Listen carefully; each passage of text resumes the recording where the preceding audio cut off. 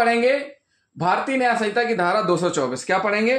भारतीय न्याय संहिता यानी बीएनएस की धारा 224 और आईपीसी की धारा 189, लोक सेवक का क्षति करने की धमकी। क्या कह रही है धारा? लोक सेवक को क्षति करने की धमकी। तो इसमें स्पष्ट किया गया है कि जो कोई लोक सेवक को क्षति करने की धमकी देगा उसको इस धारा के तहत दंडित किया जाएगा।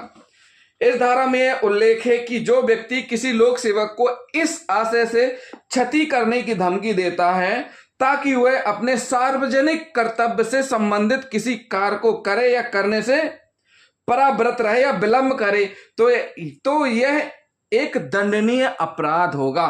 यानी लोक सेवक को इसलिए क्षति करने की धमकी दी गई है ताकि वह क्या करे? कोई कार्य करने में पराव्रत रहे या विलंब करे, तो इस स्थिति में दंडनीय माना गया है। यह धारा लागू होने के लिए लोक सेवक या किसी अन्य व्यक्ति को जिसमें लोक सेवक के हितबद्ध होने का अभियुक्त को विश्वास हो, क्षति की धमकी दी गई होना चाहिए। क्या किया जाना चाहिए? क्षति की धमकी दी गई होना चाहिए। धारा 189 आईपीसी की धारा और बीएनएस की धारा 224 केवल लोक सेवक को क्षति कारित की जाने की धमकी के मामले में ही लागू होगी।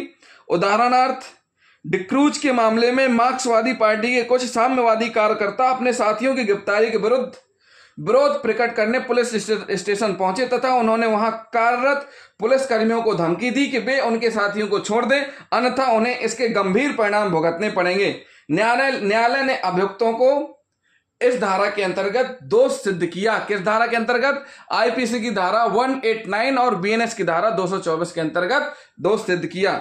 इसी प्रकार यार मोहम्मद बनाम सम्राट के बाद में दो पुलिस आरक्षकों ने रात के समय अपनी गश्त ड्यूटी देते हुए एक निगरानी शुदा अपराधी के घर के सामने खड़े होकर उसके नाम से पुकार की ताकि वह सुनिश्चित किया जा सके कि वह अपराधी घर पर है या नहीं। इस पर उस अपराधी का भाई जो कि बगल वाली झोपड़ी में रहता था बाहर आया। उसने नींद में दखल देने के लिए पुलिस आरक्षकों को लताड़ते उन्हें मारने की धमकी दी। न्यायालय ने अभियुक्त को धारा 189 के अधीन दोषी ठहराकर दंडित किया, परंतु किसी लोक सेवक को दी गई धमकी जिसने रिश्वत लेकर कोई काम करने का आश्वासन दिया हो लेकिन वह काम न किया गया हो, इस धारा के अंतर्गत दंडनीय नहीं होगा।